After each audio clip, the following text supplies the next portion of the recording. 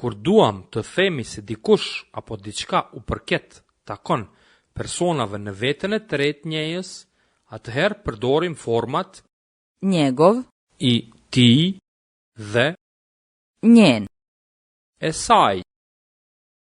Për gjinin mashkullore, njegov otac, babai i tij.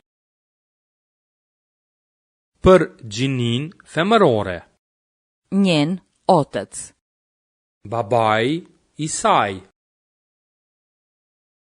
Në qoftë se pas fjalëve njegov, dhe njen, është emri në gjinin femërore, atëherë format e tyre janë njegova, dhe njena.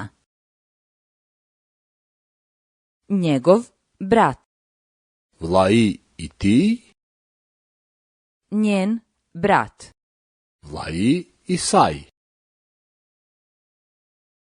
por edhe njegova sestra, motra e tij,